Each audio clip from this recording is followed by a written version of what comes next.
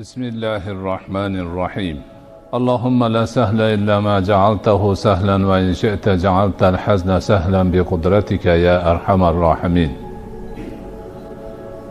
Ko'p bor takrorlab ta'kidlaganimiz kabi mo'min musulmon inson hayotida ilm, ma'rifat juda yuqori darajadagi o'rin tutadi.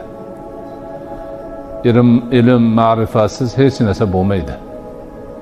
Alloh taoloni tanish ham, Allohning ibodatini qilish ham, tirikchilik o'tkazish ham, turli aloqalarni o'rnatish ham boringki, hayotimizni har bir sohasida, har bir qiladigan ishimizda ilm kerak, ma'rifat kerak.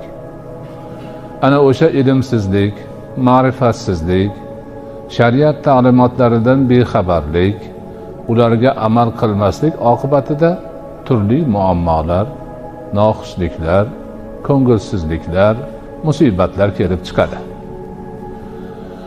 Bugungi suhbatimizda Alloh subhanahu va taoloning o'zidan yordam so'ragan holimizda hozirgi paytda xalqning ichida ko'payib qolgan ana o'shanday ma'rifatsizlik tufayli yuzaga chiqqan muammolardan biri to'g'risida so'z yuritamiz. Mani qabulimga turli tuman odamlar kelishadi. Kimlardir duo umidida, kimlardir tashakkur umidida, kimlardir yana boshqa ma'noda ko'plar savol so'raydi. Ko'plar shikoyatlar qiladi. Ana shu shikoyat va savollarning ichida omadsizlikdan shikoyat qilayotganlar ko'p. Ishim yurishmay qoldi. Qarzga kirib qoldim. Bir necha ishni almashtirsam ham hech bola chaqamni boqishga imkon topolmayapman. Boshqalarga aytsam, senga ilm amal qilib qo'ygan, baxshiga bor deyapti, undoq qilyapti, bundoq qilyapti degan shikoyat nihoyatda ko'p. Shikoyatini eshitgandan keyin o'zlariga savol berib, o'zini tutishini so'rab surishtirsangiz, ayni shu ma'rifatsizlik, jaholat, kasb nima ekanligini bilmaslik, turmushni o'tkazish bo'yicha shariat ta'limotlaridan bexabarlik va shunga o'xshagan nuqsonlar kelib chiqadi. Mana shu hozirgi boshlagan mavzuimizni borib taqaladigan joyi kasb, rizq masalasi va rizqni kasb qilish masalasiga borib taqaladi. Ana o'sha mavzu bo'yicha dinimizni ta'limotlarini bilganlar, ixlos bilan Allohni o'zidan so'rab harakat qilganlarga ko'plariga Alloh taolo o'sha rizq ro'zini keng qilib qo'ygan, turmushini barakotli qilib qo'ygan. Bu borada ma'rifatsiz, shariatga amal qilmay, turli ko'chalarga o'zini urganlar yuqorida o'zlarini shikoyatlari kabi qarzga botib, oilasida noxushlik, oila a'zolarini boqolmaydi, nafaqasini bera olmaydi, bir yoqdan qarz, bir yoqdan nafaqa, yana boshqa mushkulotlarga o'ralashib qolgan bo'ladi. Ana o'shalarni demak shariatimiz asosida biz tahlil qilib, o'rganib, shunga astoydil amal qilishga o'tishimiz kerak. Rizq masalasiga kelganda, bizi aqidamizda rizqni Alloh taolo yaratadi, xalq qiladi. Butun mavjudotni rizqini Alloh taolo yaratadi. O'zi yaratgan narsalarini gultoji, o'zining yer yuzidagi o'rinbosari inson zotini rizqini ham Alloh taolo yaratadi. Toshni tagida ko'zga ko'rinmay o'rmalab ketayotgan qumursqa degani chumolining kichkinasi. O'shini rizqini ham Alloh yaratadi. Ikkovining orasidagi nima bo'lsa, hammasini rizqini Alloh yaratgan. Demak, inson o'zimni rizqimni o'zim yarataman desa, u yolg'onchi bo'ladi. Allohga sheriklikni da'vo qilayotgan bo'ladi. Rizqni Alloh yaratadi. har bir mo'min musulmon inson shunga sobit aqidada bo'lishi kerak, mustahkam turishi kerak. Bandani rizqqa tegishli joyi nima? O'sha Alloh yaratib qo'ygan rizqdan kasb qilishni, ya'niki o'ziga atalganini terib olish uchun harakat qilishni kasb deyiladi. Rizqni Allohga bog'liqlik joyi rizq, uni Alloh xalq qiladi. Bandaga tegishli joyi o'sha Alloh yaratib qo'ygan rizqdan o'ziga atalganini terib olish uchun qilgan insonning harakatini kasb deyiladi. Ana, demak, siz bilan bizni bugungi kungi hayotimizda tanovul qilayotgan nonimiz ham rizq, ichayotgan suvimiz, choyimiz ham rizq, shirin shakar turli ovqatlar ham rizq va boshqa kiyim kechagimiz ham rizq va hayotimizga ketadigan har bir narsamiz rizq.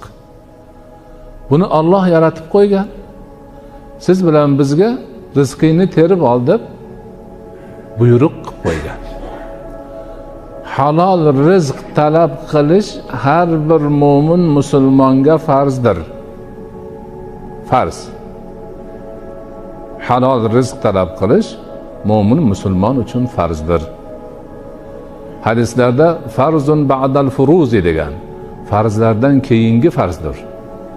Ulamolar bu gapni tahlil qilib aytishadiki, mana shu 5 farz bor-ku.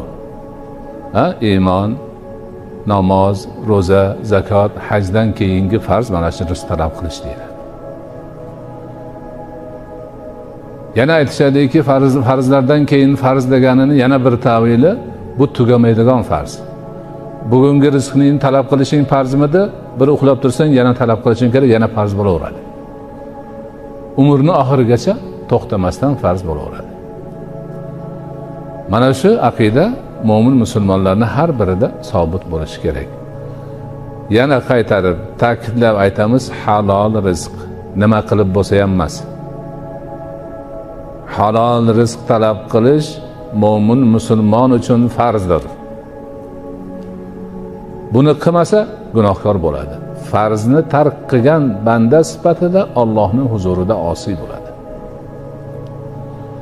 Ana endi o'sha talab qilish yo'lini ham shariat ko'rsatib bergan. Birinchidan halol bo'lsin desa, ikkinchidan demak o'sha halol narsani topish harakating ham shariat ko'rsatmasiga muvofiq bo'lsin. Ishing ham shariat ko'rsatmasiga muvofiq bo'lsin. Ana endi o'sha kasb-kor degan ma'nosi shu. Odamlar rizq topish uchun qandaydir kasbni, hunarni o'rganishlari kerak bo'ladi. Inson insoniy jamiyatda yashaydi. Shu hayotda o'ziga o'xshagan boshqa insonlar bilan muomalada bo'ladi. Bularning muomalasini ko'pi mana shu rizq kasb qilishga bog'liq bo'ladi. Men inson jamiyatining bitta a'zosiman. Uy qurmoqchiman. O'zim qurishni bilmayman. Demak, ustaga ehtiyojim tushadi. Unga borib, menga shuna bir uy qurib beringlar, uy qurmoqchiman, shartnoma tuzaylik deyman. Demak, o'zim yashayotgan jamiyatdagi boshqa bir insonga ehtiyojim tushyapti. Ustalar shundan kasb qilib rizq topib yeydi. Bo'pti deydi. Men nima deydi? Sizni qurilishingizni qilib beraman. Bugungi narx bo'yicha buncha bo'ladi deb shartnoma tuzadi. Ovqat sizdan yoki bizdan, muddati buncha, sifati buncha deb hammasi kelishiladi. Xuddi shu asnoda menga birov kelib, "Falon ishim bor edi, qilib bering" deyishi bo'lsa, men ham o'zimni kasbimga muvofiq ish bo'lsa, shuni qilib berishga o'taman. Demak, insonlar o'zaro bir-birlari bilan kasbini ishga solib muomalada bo'lib, rizq topadi ham, birovning rizqiga sababchi ham bo'ladi. Mana shu muomala go'zal bo'lishi kerak, chiroyli bo'lishi kerak. Ana shu ishlardan bittasi o'zi bilmagan ishni bilaman demaslik kerak. Yaxshi o'rganib, mutaxassis bo'lib, ustozlaridan o'tkazib, ustozlari bolam endi sen ham mana shu kasbni egallading. Bizda o'rganding, necha yil shogird bo'lib yurding yoki o'qiding. Mana qo'lingga shahodating, mana duo senga borib endi o'zing shu kasbni qilaver, yetishib qolding, bola chaqangni boqaver desa, ana shundan keyin qilsin. O'zi bilmagan narsani ham men boplab yuboraman, qoyillatib yuboraman deb aldab odamlarning pulini olishga urinmasin. Hozir ko'pchilik shunaqa. Bir ishchi qidirib borilsa, birinchi hozir eng osoni mana shu ko'chaga Madikor bozorga boriladi. Kim suvoqchi desa hammasi men deydi. Bo'pti yur, qani desa andavayingiz bormi deydi. O'zining andavasi yo'q. Usta emas. Lekin aldab birovni borib, chalabula ishini qilib, pulini olib qochmoqchi. Boshqalari ham shu. Mana shu shaharda katta binolarni men qilib beraman, men shuni o'qib chiqqanman deb buzib qo'yganlar bor. Menga o'zi shaxsan kelib aytdi o'sha muassasaning egalari. Bilmabmiz, bu o'shanaqa bilimsiz odam ekan, ancha narsamiz isrof bo'ldi. Qur'oni Karimda o'zing bilmagan narsani bilaman demagin degan. Mo'min odam unaqa qilmaydi, aldamaydi. Ana o'shuna qilib haligi ishim yurishmaydiganlarning ko'pi shu. Bilmagan narsasini bilaman deb borgan birov narsasini buzib qo'yib, u to'lab berasan debdi, qochib yurgan bo'ladi. Ana ma'rifatsizlikni bitta ko'rinishi, boshiga tushgan musibati. Endi bildi, yaxshi mutaxassis. Haqiqatan o'qigan, o'rgangan, shahodati bor, ustozga shogird tushgan, ustozi bo'ldi deb duo qilib bergan. Bo'ldi, yaxshi. Lekin o'sha ishni borib boshlaganda zarracha xiyonat qilmasin. Kasbiga xiyonat qilmasin, ish beruvchini haqqiga xiyonat qilmasin. Chin dildan har bir ishni yetuk me'yoriga yetkazib, risoladagidek qilib ado etishni o'zini muqaddas burchi deb bilsin. Payg'ambarimiz alayhisolatu vassalom aytadilar: "Innalloha ta'ala yuhibbu idza amila ahadukum amalan an yutqinahu." Qachon sizlardan biringiz bir ishni qiladigan bo'lsa, Alloh taolo o'sha ishni oxiriga yetkazib go'zal qilishini yaxshi ko'radi. Chalabula qilmasin. Bitirmasdan qochib ketmasin. O'sha qochib ketdimi, o'sha bitta odamni ishini buzganlik yetadi. Hammaga aytadi haligi odam. Falonchini sam manaqa tashab ketdi, sizlar aytayotganlaring, unga ish berib qo'ymalaring deydi, keyin ishim yurishmayapti, omadim kelmayapti deb yuraveradi. O'zi bu yoqdan rasvo qilib qo'ygani o'ylamaydi. Ixlos bilan qilsin. O'sha shartnomaga muvofiq qilsin. Hozir Allohu a'lam, Alloh o'zi biladi, lekin 70% ustaman deganlar hammasi aldamchi. Aytgan kuni kelmaydi, kelsa kech keladi, erta ketadi, ishni yaxshilab qilmaydi, ish bajarmasdan oldin pul so'raydi. Hammasi shunaqa.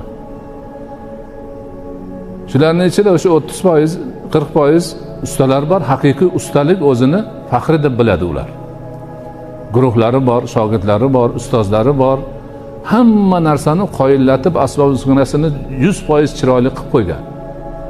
Kelib shartnomani tuzadi, aytgan soatida keladi, ishini boshlaydi, aytgan soatda bitiradi, haqqini olib ketadi. Yana boshqa yoqqa borib ishlaydi. Mana u notavon yuradi. Takasaltang bo'lib, ish ham bitmaydi, uyni egasi xijolat, falon kuni bitirib beraman degan 2 barobar vaqt o'tib ketyapti, u ish bitmaydi, sifati chatoq. Undan keyin unga yana kim ish beradi? Ana omadsizlikni o'ziga o'zi chorlab olyapti. O'ziga o'zi chorlab olyapti. Kasbkor qilaman degan inson o'sha qiladigan kasbini o'ziga yuqishini ham o'rgansin. Hozir pul topaman, boy bo'laman degan hammasi biznesmen bo'laman deb uradi. Ishim chatoq bo'ldi, mana uncha qarzga kirib qoldim, umrim bo'yicha ham uzalmasam kerak, bola chaqamni boqa olmayapman, u bo'ldi, bu bo'ldi deganlarni ha yaxshi. Otangizning kasbi nima edi? Ha, otam palon ishni qilar edi. Sizga ham o'rgatganmidi? Ha, o'rgatgandi. Nima balo, siz biznesmen bo'laman dedingizmi desangiz, ha deydi. u bunda qarab o'tirsa, savdo tijorat qilayotgan odamlarning ishi yurishyapti. Birovdan eshitdi, palonchi palon yerga borib, mana uncha taxta olib kelgan ekan, bir vagon ustiga muncha qo'yib sotgan ekan, bir oyda $10,000 foyda ko'ribdi desa, men ham xuddi shuna qilsam 10,000 ko'raman ekan dedi, ketadi. Taxta qayerda uni bilmaydi. Olib kelish yo'lini bilmaydi. Bozorda sotishni bilmaydi. Ishi rasvo bo'ladi, qarzga olgan puli ham yo'q bo'ladi, taxta ham yo'q, foyda ham yo'q, haligi qarzga olingan pul ham yo'q, omadim kelmayapti deb yuraveradi keyin. Undan ko'ra o'sha ota kasbini qil. Oz bo'lsa ham sabr qil, qanoat qil. Ko'p topaman deb bir urinishda umr bo'yi to'la olmaydigan qarz bo'lib yurgandan ko'ra, oz bo'lsa ham bola chaqangni oldida qorning to'q, usting but, uying bor, ibodatingni qilib turibsan, shuni qilib yur. Ana o'sha omad senga. Ko'p odamlarning holati shu. Tijorat bo'ladimi, qandaydir boshqa narsa bo'ladimi, bu ham o'z-o'zidan bo'laveradigan narsa emas. Hozir tijoratni ko'p yurishib turgan odamlarni qarasangiz, ota-bobolari tojirlar bo'ladi.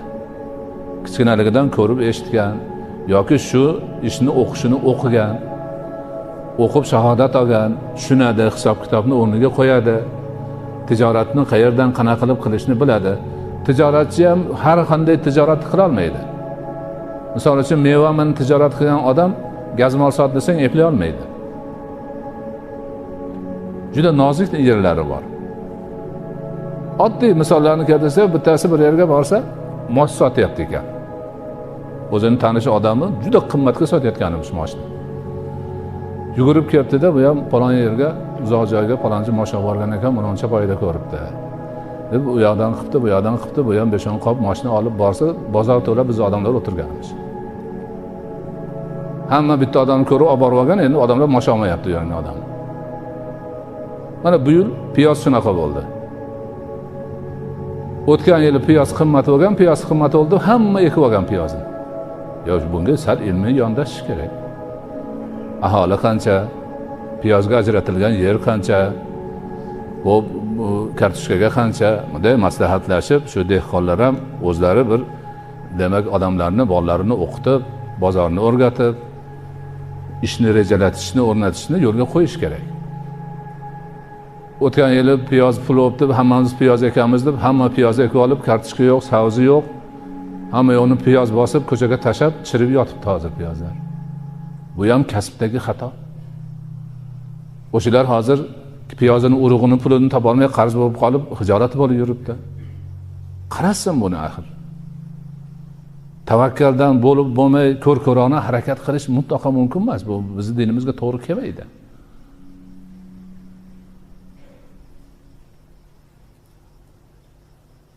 Xo'p, o'sha Alloh rizqini berib turibdimi? Ozmi, ko'pmi? Mana shu rizq berib turgan narsada sobit qadam bo'lish kerak. Payg'ambarimiz alayhisolatu vasallamning o'zlarining hadislari bor. Agar Alloh subhanahu va taolo sizga bir sohada fath berib yo'l ochsa, o'shani mahkam tuting. Mahkam tuting, hatto o'zi o'zgarguncha ketavering. O'zingizcha tashlab ketmang. Bir ishni boshladingiz, ozmi ko'pmi foyda chiqdi. O'zingizga yetib turibdi, oilangizga yetib turibdi, bo'lib turibdi. Shuni mahkam ushlang. Rasulullohning vasiyatlari shu. Ta'limotlari shu. Bu bo'lib turibdi-yu, falonchiligidan ozda men undan ham ko'p qilishim kerak degan gapni qilmaslik kerak. Allohga shukr, shu yetib turibdi. Yana sadoqatli bo'laylik, inshaalloh yaxshi bo'ladi degan gap. Buni qilib, uni qilib, o'zini har tarafga ursa, nima? Haligi mashhur maqol bor, ikki kemaning boshini tutaman degan ish chatoq bo'ladi. Nofi radhiyallohu anhu aytadilar, men Shomga, Misrga tijorat yuborar edim. Juda ko'p foyda chiqar edi. Bir Iroqqa ham yuboray deb yubordim, sarmoyam ham chiqmadi. Bo'lmadi. Onamiz Oysha radhiyallohu anhoni oldilariga kirib, onajon, men Shomga, Misrga tijorat yubordim, yaxshi foyda ko'rar edim. Iroqqa ham yuborsam, mana sarmoyam ham chiqmay turibdi desam, bolam, men Rasul akram alayhisolatu vasallamdan eshitganman. kim bir narsadan foyda topsa shuni mahkam tutsin, boshqa yoqqa burilmasin deganlar deb aytganlar. O'zini to'ydirib turibdi, Alloh rizq berib turibdi shunda. O'ziga, oilasiga, atrofiga bo'lib turibdi. Yana qayoqqa boradi? Shuni qilish kerak. Men o'sha hali omadim yo'q, mana uncha qarz olib qoldim deganlarga ko'proq sartaroshlarga qaranglar deyman. Sartarosh, namozxon, dindor sartaroshlar nihoyatda yaxshi odamlar bo'lishadi. Ana shu sartaroshlar ustasini duosini olgan bo'ladi. Ko'p sartaroshlar mahkam turishadi bu masalada. Ustozining duosini olgan, ishiga, kasbiga ixlosi bor odamlar shular. Birovni sochini olsa, soqolini olsa, arzimagan pul beriladi, haq. Lekin shularning oilasi ham bud. Turmushi yaxshi. Nimaga? Kasbiga ixlos qilyapti. Alloh bergan rizqqa qoniqyapti. Nechta sartaroshni bilsam, men shular shunaqa odamlar. To'g'ri, bu qandaydir nimalari bordir. Lekin o'zi halol pok bo'lsa, dinini tutib shu ishini qilsa bo'lyapti. Desam, haligilar o'ylanib turib, to'g'ri deydi. To'g'ri bo'lsa, sizlar ham shunaqa qillaring. O'zingizni asli ota kasbingizga qayting. O'zingiz qilib yaxshi bilgan hunaringiz bor ekan, shu hunaringizni qiling. Boshqa yoqqa o'zingizni urib, bir kunda faloncha topaman deganingiz bilan ish bo'lmaydi. Mana boshingizga tushib qolibdi, o'zi yetib qolibdi bu yoqqa deyiladigan gaplar aytiladi. Mana shu holatlarni biz hamma mulohaza qilish kerak, o'rganish kerak. Mana o'tgan yili ijtimoiy odoblar degan kitob chiqdi. O'shunda kasb odobi degan alohida bir bob bor. Shunda ancha narsa kelgan. Odamlarimiz shu narsalarni o'rganishlari kerak, yo'lga qo'yishlari kerak. Ana shunda halidaqa omadsizman, palonman, pistonman deydigan holatlar inshaalloh kamayadi. Eng asosiy narsalardan biri haligi ustoz shogirdlik masalasi. Hamma kasbda ustoz shogird bo'lgan qatnda. Bo'lgan. O'sha shogirdlar ustozini hurmat, ehtiromini joyiga qo'ygan. O'shalarning duosini olib, o'zi yolg'iz ish boshlab, baraka topgan. Hozir birovga shogird tushib, 2-3 marta, 2-3 oyda u narsani o'rganib olsa, 4-oyga men ketamanga tushib qoladi. Ha? Men ishlayapman, ustoz menga o'zidan oz pul beryapti. Uni o'rniga o'zim borib qilsam, ustozinikini ham o'zim olaman, o'zimnikini ham o'zim olaman deydi. Boradi, qiladi, hali o'rganmagan narsasi yana yo'lga chiqsa, ro'parasiga chiqsa, tamom bilmay turaveradi nima qilishini.